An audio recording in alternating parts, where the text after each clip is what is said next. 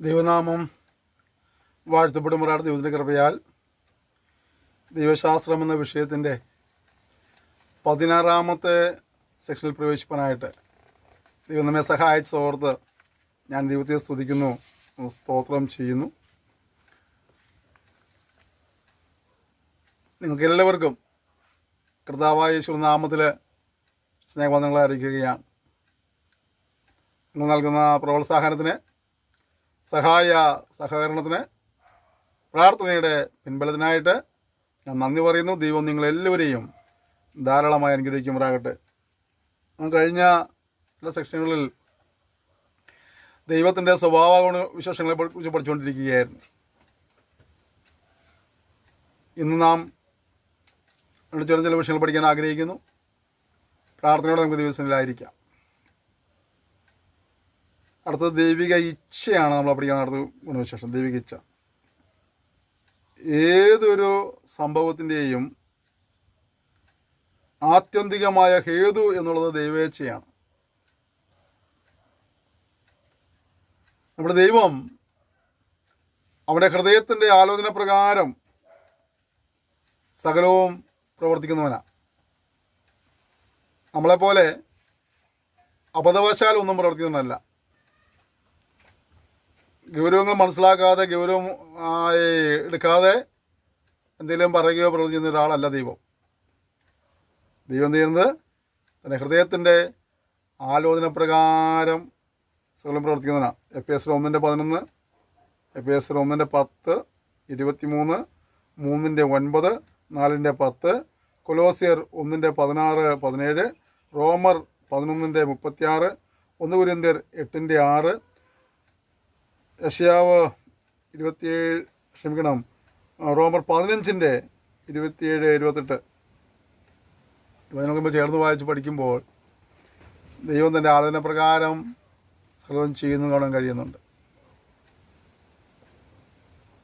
വെളിപ്പാട് ദിവസം 4:11 പഠിക്കുമ്പോൾ സകലവും ദൈവേഷ്ടം ഹേതുവായി ഉളവായി എന്ന് കാണാൻ കഴിയുന്നുണ്ട്.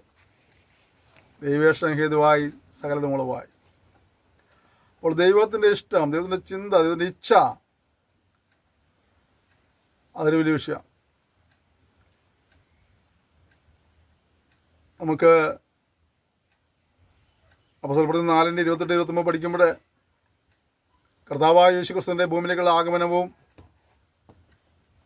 തൻ്റെ പീഡാനുഭവവും തൻ്റെ മരണവും ഒക്കെ തന്നെ ദൈവത്തിൻ്റെ ഇച്ഛയാൽ, ദൈവത്തിൻ്റെ ആലോചനയാൽ, ദൈവിക കാര്യപരിപാടിയുടെ ഭാഗമായിട്ട് സംഭവിച്ചു കാണാൻ കഴിയുന്നുണ്ട്. ദൈവത്തിൻ്റെ ആലോചനയാലും മുൻ നിയമത്താലും സംഭവിച്ചെന്ന് നമുക്ക് തരുന്ന ഉറപ്പാണ്. അപ്പോൾ തന്നെ മറ്റൊരു കാര്യമാണ്, ഒരു ദൈവത്തിൽ അനുഭവിക്കുന്ന കഷ്ടങ്ങളുടെ നടുവിൽ പോലും അത് ദൈവത്തിൻ്റെ ഇഷ്ടത്താലാണ്. 3:17. അപ്പോൾ ദൈവം അറിയാതെ സംഭവിക്കുന്നില്ല. ദൈവം അറിഞ്ഞ് നമ്മുടെ ജീവിതത്തിൽ എന്ത് സംഭവിച്ചാലും അതിൻ്റെ പുറകിൽ ഇതിൻ്റെ ഉദ്ദേശമുണ്ട്. ദൈവം തന്നെ സ്നേഹിക്കുന്നവർക്ക്, നിർണയപ്രകാരം വിളിക്കപ്പെട്ടവർക്ക് സകലവും നന്മയ്ക്കായി കൂടി വ്യാപരിക്കുന്നത് കാണാൻ കഴിയുന്നുണ്ട്. അതുകൊണ്ട് പ്രിയപ്പെട്ടവരെ, അല്പം കഷ്ടതയോ പ്രയാസമോ ദുഃഖമോ പട്ടിണിയോ ഒക്കെ ഉണ്ടായാൽ പിറുപിറുക്കാൻ നിൽക്കേണ്ട ആവശ്യമില്ല. അതുകൊണ്ട് പ്രാർത്ഥന കുറയേണ്ട ആവശ്യമില്ല, ആരാധന കുറയേണ്ട ആവശ്യമില്ല, വചനധ്യാനം കുറയേണ്ട ആവശ്യമില്ല, കർത്താവ് ശുശ്രൂഷ ചെയ്യുന്നതിൽ മടി കാണിക്കേണ്ട ആവശ്യമില്ല. ഇതൊക്കെ ദൈവത്തിന് ഇഷ്ടപ്രകാരം സംഭവിച്ചതാണെങ്കിൽ അതിൻ്റെ പോലെ ദൈവത്തിൻ്റെ ഉദ്ദേശമുണ്ട്. എല്ലാം നമ്മുടെ നന്മയ്ക്കാണ്, ചെറുത് നന്മയ്ക്കാണ്. നമ്മുടെ ജീവിതത്തിലെ ഏത് സാഹചര്യങ്ങളിലൂടെയും കടന്നു പോകുമ്പോഴൊക്കെ അതിൻ്റെ പുറകിൽ ഒരു ദൈവേഷ്ടമുണ്ട്, ഒരു ദൈവിക ആലോചനയുണ്ട്, ഒരു ദൈവിക പദ്ധതിയുണ്ട്. നാം തിരിച്ചറിയണം. യാക്കോബ് 4:13 മുതൽ ഉള്ള വചനം പഠിക്കുമ്പോൾ നമുക്ക് ഈ ആശയത്തെ ഉറപ്പിക്കാൻ കഴിയും. സൃഷ്ടിയുടെ വീണ്ടെടുപ്പ് പോലും ദൈവേഷ്ടത്താൽ സംഭവിക്കുന്ന കാര്യമാണ്. യെശയ്യാ 43:7, 48:9 മുതൽ 11 വരെ, റോമർ 11:36, 1 കൊരിന്ത്യർ 8:6, എഫേസ്യർ 1:12, വെളിപ്പാട് 4:11. ഇത് നമ്മൾ ചേർന്ന് വായിച്ച് പഠിക്കുമ്പോൾ സൃഷ്ടിയുടെ വീണ്ടെടുപ്പ് പോലും ദൈവത്തിൻ്റെ ഇഷ്ടത്താൽ സംഭവിക്കുന്ന കാര്യമാണ് നമുക്ക് പഠിക്കുവാൻ കഴിയുന്നുണ്ട്. അതുകൊണ്ടാണ് കർത്താവ് നമ്മളെ പ്രാർത്ഥന പഠിപ്പിച്ചപ്പോൾ ഒരു കാര്യം പറഞ്ഞില്ലേ, സ്വർഗത്തിലെ പോലെ ഭൂമിയിലും ആകണം. ദൈവത്തിൻ്റെ ഇഷ്ടം, എൻ്റെ ഇഷ്ടം സ്വർഗത്തിലെ പോലെ ഭൂമിയിലും ആകണം. അപ്പോൾ ദൈവത്തിൻ്റെ ഇഷ്ടങ്ങൾ തിരിച്ചറിയണം. ആ പ്രാർത്ഥിക്കുമ്പോൾ ആ ഇഷ്ടം നമ്മിൽ നിറവേറുവാനായിട്ട് ഏൽപ്പിച്ചു കൊടുക്കണം. ഒരു നിലയ്ക്ക് പറഞ്ഞാൽ ദൈവത്തിൻ്റെ ഇഷ്ടം നമ്മുടെ ശുദ്ധീകരണമാണ്. കാരണം ശുദ്ധീകരണം കൂടാതെ കർത്തനെ കാണാൻ കഴിയില്ല. നമുക്ക് ശുദ്ധീകരണം ആവശ്യമുണ്ടോ? നാം ദൈവനം പഠിക്കുമ്പോൾ മനുഷ്യരെല്ലാം ദൈവത്തിൻ്റെ സൃഷ്ടികളാണ്. എന്നാൽ ആ സൃഷ്ടികളായ മനുഷ്യൻ ആദ്യ മനുഷ്യൻ്റെ അനുസരണക്കേടിനാൽ ദൈവത്തിന് മുന്നിൽ പാപികളായിത്തീർന്നു. പാപികളായിത്തീർന്നതുകൊണ്ട് തന്നെ എല്ലാവർക്കും ശിക്ഷയുണ്ട്. ആ ശിക്ഷയിൽ നിന്ന് മനുഷ്യന് സ്വയമായി രക്ഷപ്രാപിക്കാൻ കഴിയില്ല. ആ ശിക്ഷയിൽ നിന്ന് രക്ഷിപ്പാനാണ് കർത്താവായ യേശു ക്രിസ്തു ഈ ഭൂമിയിൽ വന്ന് ക്രൂശിൽ മരിപ്പാൻ ഇടയായിത്തീർന്നു. എന്നിട്ട് ആ പാപപരിഹാര ബലി വിശ്വസിക്കുന്ന ഏവർക്കും ദൈവമക്കളായി തീരുവാനും പാപക്ഷമ പ്രാപിക്കാനും നിത്യജീവൻ പ്രാപിക്കാനും ദൈവം അധികാരം കൊടുത്തിരിക്കുക. അവൻ വിശുദ്ധനാകിയാൽ നമ്മൾ വിശുദ്ധരായി ജീവിക്കണം ദൈവം നമ്മെക്കുറിച്ച് ആഗ്രഹിക്കുക. അപ്പോൾ കർത്താവിൻ്റെ ഇഷ്ടം വരണമെന്ന് പറയുമ്പോൾ കർത്താവായ യേശു ക്രിസ്തു മാത്രമുള്ള ശുദ്ധീകരണം നമ്മൾ ആദ്യം പ്രാപിക്കണം. അവൻ്റെ രക്തം, ആ രക്തം, യേശുവിൻ്റെ രക്തം സകല പാവവും പോക്കി നമ്മെ ശുദ്ധീകരിക്കുന്നു. നമ്മളൊരു ഭാവിയാണെന്നും പാവത്തിന് ശിക്ഷയുണ്ടെന്നും നമുക്ക് സ്വയമായി രക്ഷപ്രാപിക്കാൻ സാധ്യമല്ലെന്നും നമ്മെ രക്ഷിപ്പാൻ കർത്താവായ യേശു ക്രിസ്തു ഭൂമിയിൽ വന്നും മനസ്സിലാക്കി വിശ്വസിച്ച് അംഗീകരിച്ച് പാപങ്ങളെ എറിഞ്ഞ് ഉപേക്ഷിച്ച് ദൈവത്തെ ഭയപ്പെട്ടും അനുസരിച്ചും ജീവിക്കുവാൻ തീരുമാനമെടുത്ത് അപ്രകാരം മുന്നോട്ട് പോകേണ്ടത് ആവശ്യമാണ്. അങ്ങനെയുള്ളവർക്കാണ് അതിൻ്റെ ഇഷ്ടം നമ്മൾ നിറവേറാൻ കഴിയത്തുള്ളൂ. ശാന്തമായി നമ്മൾ ചോദിക്കേണ്ട കാര്യം, ദൈവത്തിൻ്റെ ഇഷ്ടം എന്നിൽ നിറവേറുവാൻ കഴിയുന്നുണ്ടോ?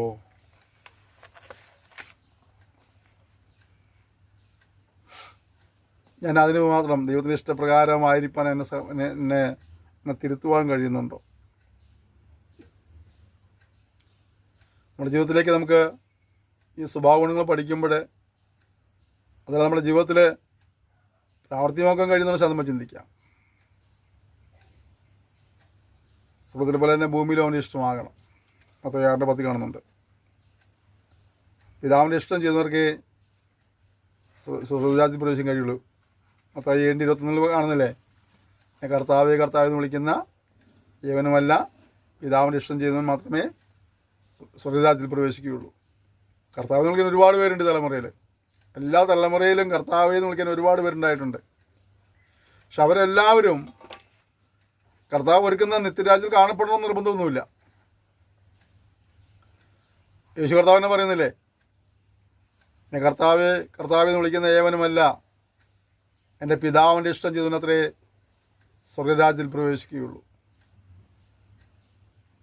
അപ്പോൾ നമ്മൾ ഈ വിളി കൊണ്ട് മാത്രം കാര്യമായില്ല.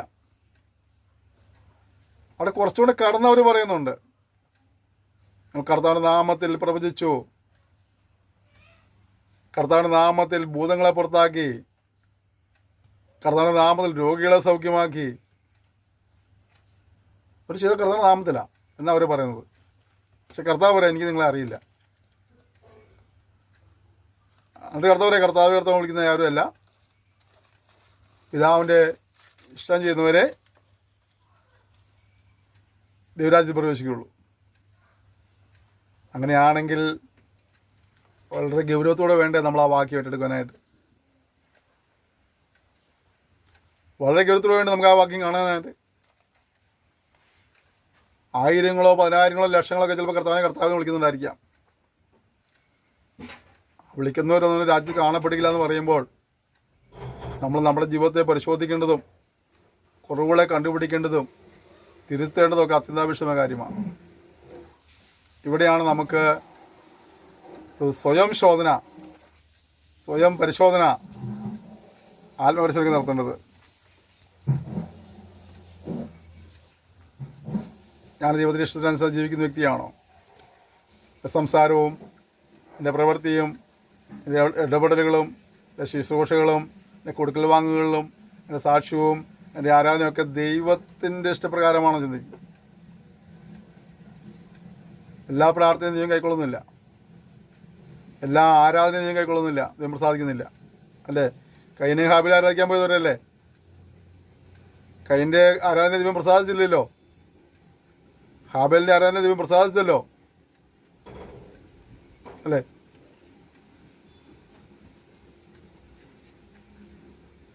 രണ്ടുപേരും ഒരുമിച്ച് പള്ളിയിൽ പ്രാർത്ഥിക്കാൻ പോയിട്ട് കാണുന്നില്ലേ? ഒരാളുടെ പ്രാർത്ഥന ദൈവം പ്രസാദിച്ചല്ലോ, മറ്റേയാൾ ഒന്നും പ്രാപിക്കാതെ തിരിച്ചു പോകേണ്ടി വന്നല്ലോ. അവിടെയൊക്കെ കാണുന്നത് ദൈവം എല്ലാ കാര്യങ്ങളും ഒരു വ്യവസ്ഥ വെച്ചിട്ടുണ്ടെന്നതാണ്.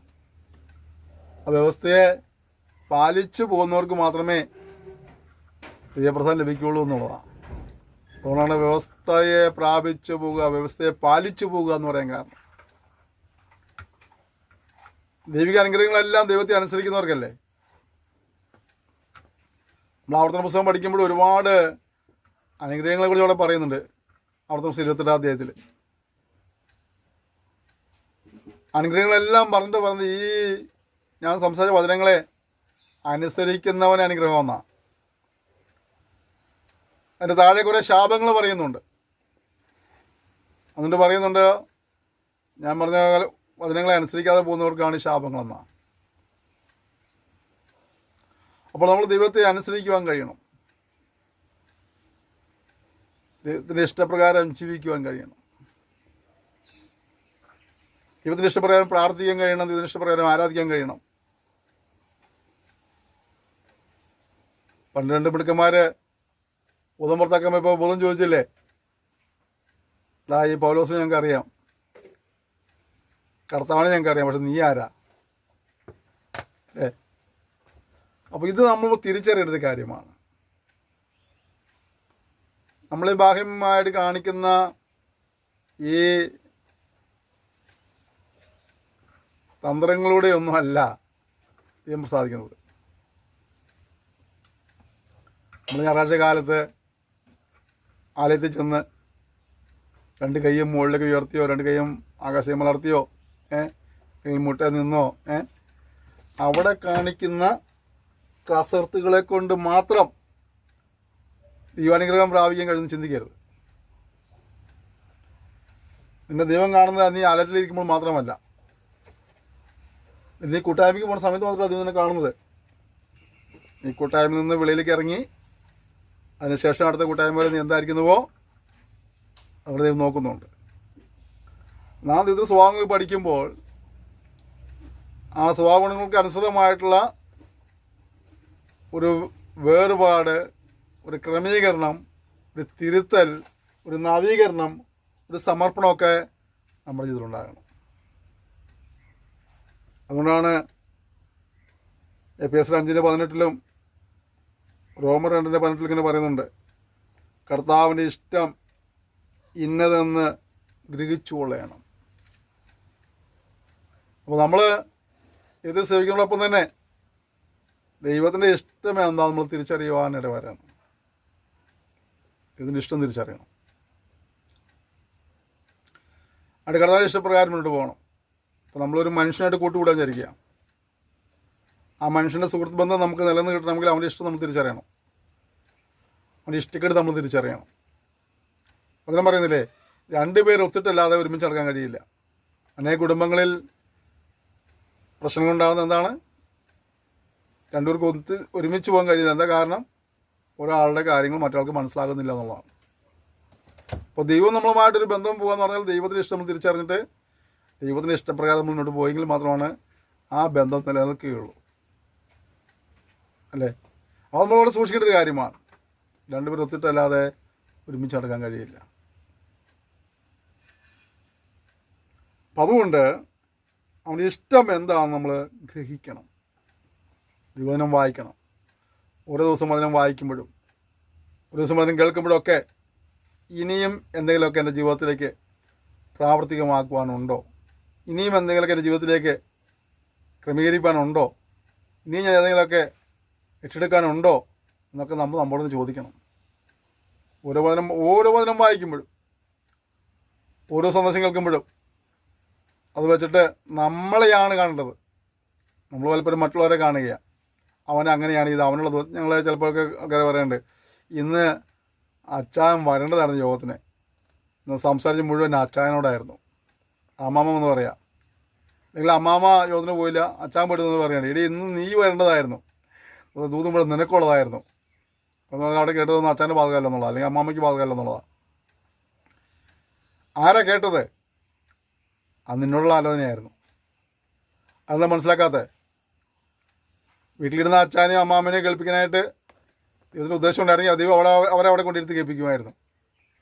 അവരെ അവിടെ കൊണ്ടിരുത്തി കേൾപ്പിക്കാതെ, അല്ലെങ്കിൽ അവരിയ്ക്കുന്നിടത്ത് അത് പറയാതെ ആ ദൂത് പറഞ്ഞ് നിനക്ക് വേണ്ടിയിട്ടായിരുന്നു, നീ ക്രമപ്പെടുവാൻ വേണ്ടിയിട്ടാണ്. നമ്മൾ ഈ ട്രാഫിക് പോലീസുകാരനെ പോലെയാണ്. മൂലയ്ക്ക് നിന്നിട്ട് വരുന്ന വണ്ടിയിലൊക്കെ ഇടത്തോട്ടും വലത്തോട്ടൊക്കെ നമ്മൾ തിരിച്ചു വിടും അല്ലേ. അതൊക്കെ സ്റ്റോപ്പ് കാണിക്കും. എന്നിട്ട് അങ്ങോട്ട് പോ ഇവിടെ സ്റ്റോപ്പ് എടുത്ത് ഇങ്ങോട്ട് പോ അല്ലേ, ഇങ്ങനെ കാണിക്കുക. നമ്മൾ ഇങ്ങോട്ടൊന്നും വരരുത്. ഈ പ്രസംഗം കേൾക്കുമ്പോൾ ദൂത് കേൾക്കുമ്പോൾ നമ്മൾ അതുപോലെയാണ്, ഇത് മറിയാമ്മയ്ക്കാണ്, ഇത് അന്നമ്മയ്ക്കാണ്, ഇത് ചാണ്ടിക്കാണ്, തോമച്ചനാണ് അല്ലേ, ഇതൊന്നും എനിക്കല്ല. ഇത് കേൾക്കുന്ന ദൂതൊന്നും എനിക്കല്ല, ഇതൊക്കെ അവർക്കും ഇവർക്കുവാ. അവിടെ നമുക്ക് തെറ്റുപറ്റി. അവിടെയാണ് നാം കേൾക്കുന്ന വചനങ്ങൾ, നാം പഠിക്കുന്ന വചനങ്ങൾ, നമ്മൾ വായിക്കുന്ന വചനങ്ങൾ നമ്മുടെ ജീവിതത്തിലുള്ള ബന്ധത്തിൽ ഏതെങ്കിലും നിലയിലേക്ക് ക്രമീകരണത്തിന് വരണമോ എന്ന് നമ്മൾ ചിന്തിച്ചിട്ട് ആ തിരുത്തലുകൾ അനിവാര്യമായിരിക്കുന്നത് ആ തലങ്ങളിലാണ്. നമ്മൾ പലപ്പോഴും മറന്നു പോവുകയാണ്. നിങ്ങളെന്താ പ്രിയപ്പെട്ടവരെ, നമുക്ക് ഒരു വലിയ ഉത്തരവാദിത്വമുണ്ട് നാം ദൈവവചനം പഠിക്കുമ്പോൾ. പ്രത്യേകിച്ച് നമ്മുടെ പിതാവായ ദൈവത്തിൻ്റെ സ്വഭാവ ഗുണങ്ങളെ പഠിക്കുമ്പോൾ മക്കളായ നമ്മളിൽ പ്രകടമാകേണ്ടത് നമ്മുടെ ഉത്തരവാദിത്തമാണ്. സായങ്കാലം അത് അറിഞ്ഞില്ലെങ്കിൽ ഇപ്പോൾ അത് അറിഞ്ഞ നിലയ്ക്ക് നമ്മൾ തിരുത്തൽ വരുവാനായിട്ട് നമ്മൾ സമർപ്പിക്കുവാൻ കർത്താവ് നമ്മെ സഹായിക്കുമ്പോഴാകട്ടെ. 1 തീമോഥെയോസ് 2:4 2 പത്രോസ് 3:9 നമ്മൾ ചേർന്ന് പഠിക്കുമ്പോൾ കാണുന്ന മറ്റൊരു ആശയമുണ്ട്. അവൻ സകല മനുഷ്യരും രക്ഷ പ്രാപിപ്പാനും സത്യത്തിൻ്റെ പരിജ്ഞാനത്തിലെത്തുവാനും ഇച്ഛിക്കുന്നു. ഇതിനിഷ്ടം എന്താണ്? ഇതിനിഷ്ടം അവൻ സകല മനുഷ്യരും. നമ്മളിവിടെയൊക്കെ പല വേർതിരിവുകളിൽ മനുഷ്യൻ കാണിച്ചിട്ടുണ്ട്. വർഗത്തിൻ്റെ പേരിൽ, വർണ്ണത്തിൻ്റെ പേരിൽ, ഭാഷയുടെ പേരിൽ അല്ലേ ഒക്കെ നമ്മൾ പല വേർതിരിവുകളുണ്ട്. പക്ഷേ ദൈവം പറയാ സകല മനുഷ്യരും, ഒരു വ്യത്യാസമില്ല, സകല മനുഷ്യരും അവരെന്ത് ചെയ്യണം? രക്ഷ പ്രാപിക്കണം. കാരണം എന്താ? നീതിമാൻ ആരുമില്ല, ഒരുത്തൻ പോലുമില്ല, എല്ലാവരും പാപം ചെയ്ത് ദൈവതേജസ്സില്ലാത്തീർന്നു. അതുകൊണ്ട് തന്നെ എല്ലാ മനുഷ്യരും ശിക്ഷയ്ക്ക് ഉടമകളാണ്. നമ്മൾക്ക് എന്തെല്ലാം ഉണ്ട്, നമ്മുടെ പേരെന്തൊക്കെയാണെന്ന് പറഞ്ഞാലും ദൈവത്തിൻ്റെ ഭാഗമുള്ള ശിക്ഷയ്ക്ക് ഉടമകളാണ്. എന്നാൽ ദൈവം പറഞ്ഞതാണ് എല്ലാവരും ശിക്ഷിക്കപ്പെടാനാണ് പറഞ്ഞത്. അല്ലെങ്കിൽ എല്ലാവരും അഗ്നിനരകത്തിൽ പോകാനാണ് ദൈവം ആഗ്രഹിക്കുന്നത്. അല്ല, അവൻ സകല മനുഷ്യരും രക്ഷ പ്രാപിപ്പാൻ ആഗ്രഹിക്കുകയാണ്.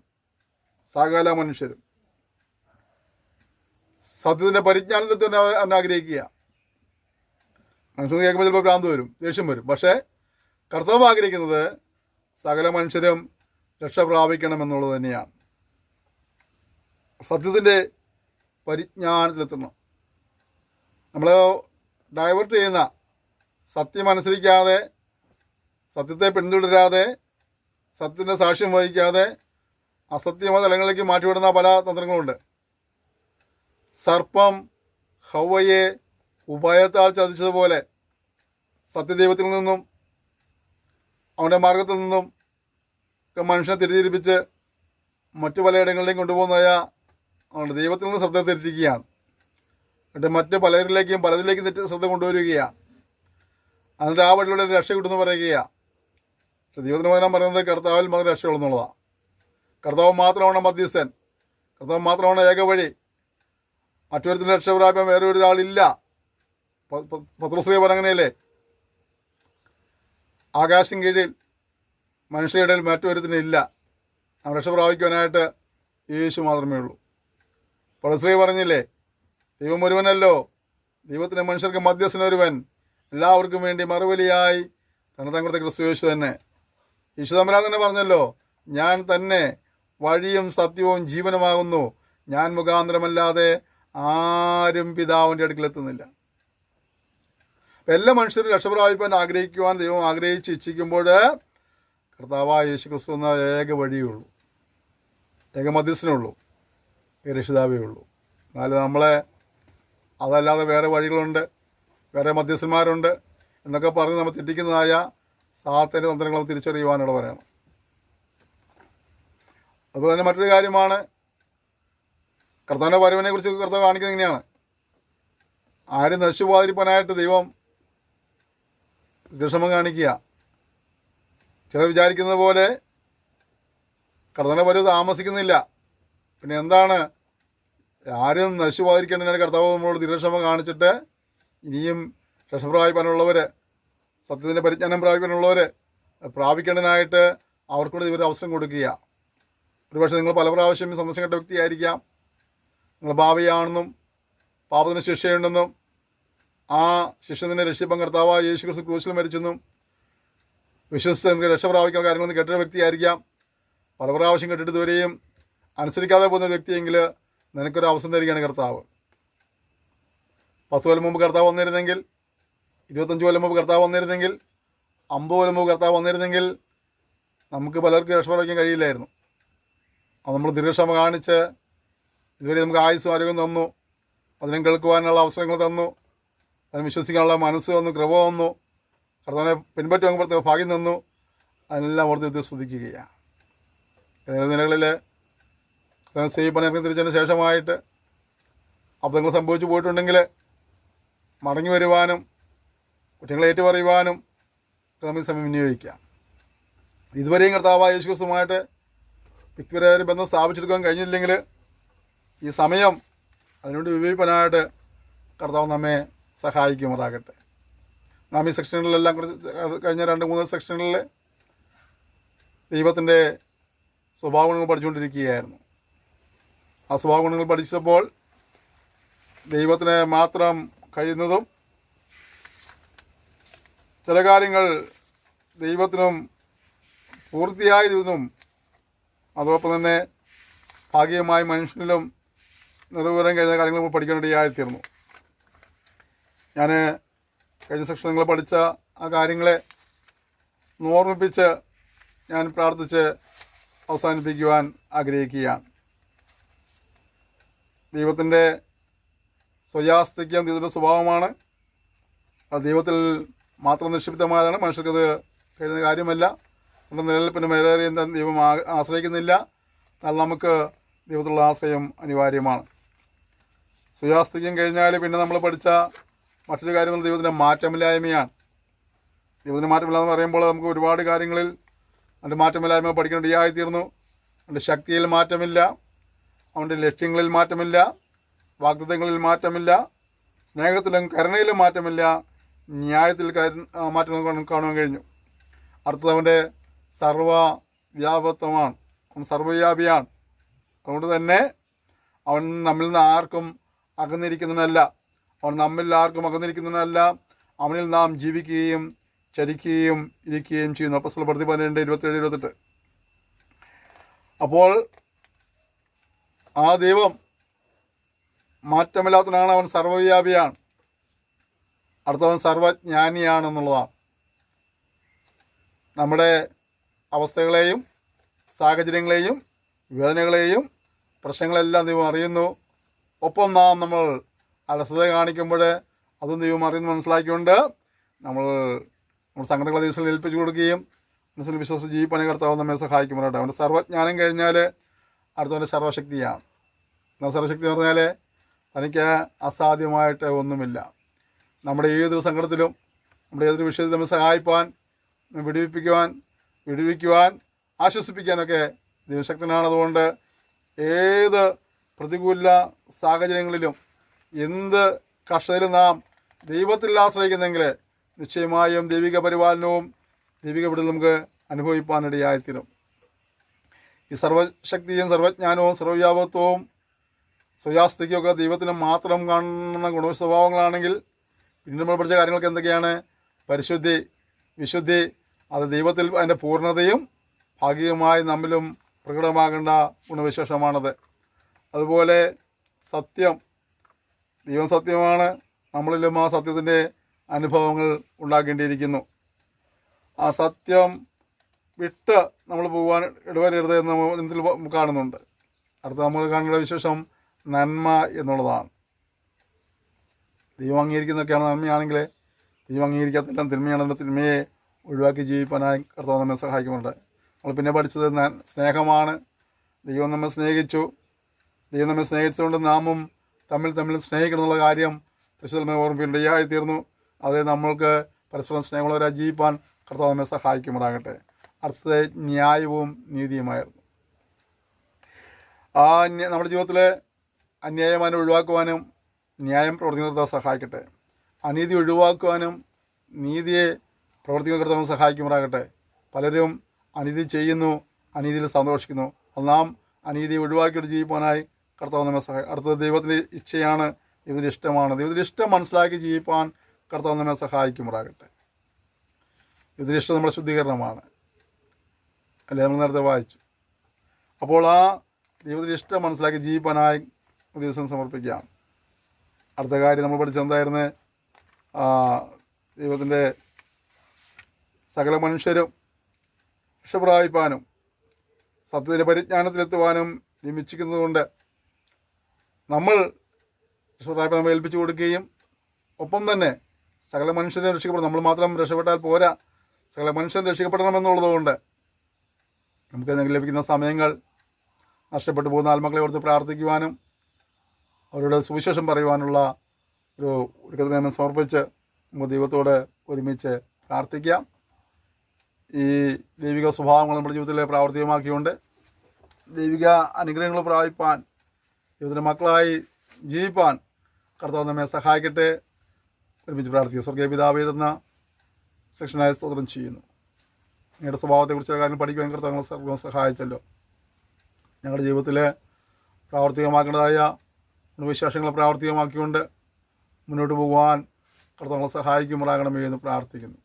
കർത്താവേ, നിങ്ങൾക്ക് ഇഷ്ടമുള്ള രീതിയിൽ സംസാരിപ്പാൻ, നിങ്ങൾക്ക് ഇഷ്ടമുള്ള രീതിയിൽ പ്രവർത്തിപ്പാൻ, നിങ്ങൾക്ക് ഇഷ്ടമുള്ള രീതിയിൽ ആരാധിപ്പാൻ, നിങ്ങൾക്ക് പ്രസാദമുള്ള രീതിയിൽ പ്രാർത്ഥിപ്പാൻ എല്ലാം കർത്താവ് സഹായിക്കുമാറാകണമെന്ന് പ്രാർത്ഥിക്കുന്നു. പലരും കർത്താവെ എന്ന് വിളിക്കുന്നെങ്കിൽ തന്നെയും അത് രാജ്യത്തിൽ കാണപ്പെടുകയില്ല. നിങ്ങൾ വായിച്ചു കർത്താവെ, ഞങ്ങളാ കൂടുതൽപ്പെടാതെ ഞങ്ങൾ ചെയ്യുന്ന കർത്താവിൻ്റെ സന്നിധിയിൽ കാണപ്പെടുവാനായി ഞങ്ങൾ സഹായിക്കുമാറാകണമെന്ന് പ്രാർത്ഥിക്കുന്നു. ഞങ്ങൾ രക്ഷാപൂർത്തി പ്രാപിപ്പാനായിട്ട്, സത്യത്തിൻ്റെ പരിജ്ഞാനം പ്രാപിപ്പാനായിട്ട്, ഞങ്ങളുടെ രക്ഷകനെ മനസ്സിലാക്കുവാൻ, പാവങ്ങളായിട്ട് പറഞ്ഞ് ഉപേക്ഷിപ്പാൻ, കൽപ്പന ജീവിപ്പാൻ കർത്താവ് കൃപ നൽകുമാറാണെന്ന് പ്രാർത്ഥിക്കുന്നു. ഇപ്പോഴത്തെ ആരെങ്കിലും അപ്രകാരം അനുമതി വന്നിട്ടില്ലെങ്കിൽ അവരെയും കർത്താവ് കരം കാണിക്കുമാറാകണം. കഴിഞ്ഞ കാലങ്ങളിൽ ഇതിനെ പതിനെട്ട് തിരിച്ചതിന് ശേഷമായിട്ട് ആരെങ്കിലും ദൈവിക സ്വഭാവം വിട്ട് അന്യപ്പെട്ടു പോയിട്ടുണ്ടെങ്കിൽ, ദൈവപ്രമാണം വിട്ട് അന്യപ്പെട്ടു പോയിട്ടുണ്ടെങ്കിൽ മടങ്ങി വരുവാൻ യഥാസ്ഥാനപ്പെടുത്തുവാൻ നീ അവർക്കും കൃപ നൽകുമാറാകണമെന്ന് പ്രാർത്ഥിക്കുന്നു. മേൽക്കുമേൽ ദൈവിക സ്വഭാവങ്ങളുടെ വർധനവ് ഞങ്ങളുണ്ടായിക്കൊണ്ട് നല്ലവരും വിശ്വസനദാസിനെ വിളിവെപ്പാനായി തങ്ങളിൽ സഹായിക്കുമാറാണെന്ന് പ്രാർത്ഥിക്കുന്നു. ഈ പഠിതാക്കളെ കർത്താവ് അനുഗ്രഹിച്ചാട്ടെ. ഈ ശുശ്രൂഷ എടുത്ത് പ്രാർത്ഥിക്കുന്നവരെയും ഈ സന്ദേശങ്ങൾ പങ്കുവയ്ക്കുന്നവരെയും ഈ ക്ലാസ്സുകളിലെ പിന്നെ അധ്വാനിക്കുന്നവരെല്ലാം കർത്താവ് അനുഗ്രഹിക്കുമാറാണെന്ന് പ്രാർത്ഥിക്കുന്നു. ഇത് മാത്രമോട് ഒരുമിച്ച് അനുഗ്രഹിക്കണം. കടനടയാൾ സ്തോത്രം യേശുവിൻ നാമത്തിൽ തന്നെ. ക്ഷമയോടെ ഈ സന്ദേശത്തിന് നന്ദി പറയുന്നു. ഇത് നിങ്ങളെല്ലാവരെയും ധാരാളമായി അനുഗ്രഹിക്കുമാറാകട്ടെ. കർത്താവിൻ്റെ വരവ് താമസിച്ചാൽ ദൈവം നമുക്ക് അവസരം തരുന്നെങ്കിൽ നമ്മൾ വീണ്ടും ഈ വിഷയത്തിൻ്റെ തുടർന്നുള്ള കാര്യങ്ങൾ നമ്മൾ പഠിക്കുന്നതായിരിക്കും. വളരെ പ്രാർത്ഥനയോടെ മറ്റുള്ള സെക്ഷനിലേക്ക് മറന്നു വരുവാനായിട്ട് ഞാൻ നിങ്ങളെ ഓർമ്മിപ്പിക്കുകയാണ്. ആരും ഇത് മിസ്സാകാതിരിക്കാൻ സൂക്ഷിക്കുക. കഴിയുന്നിടത്തോളം മറ്റുള്ളവരുടെ അടുക്കിലേക്കും കൂടെ ഈ പാഠങ്ങൾ എത്തിക്കാനായിട്ട് ദൈവം നിങ്ങൾ ഓരോരുത്തരെയും സഹായിക്കുമാറാകട്ടെ. നിങ്ങളുടെ എല്ലാ സഹകരണത്തിനും എല്ലാ പ്രോത്സാഹനത്തിനുമായിട്ട് നന്ദി പറയുന്നു. Thank you. May God bless you.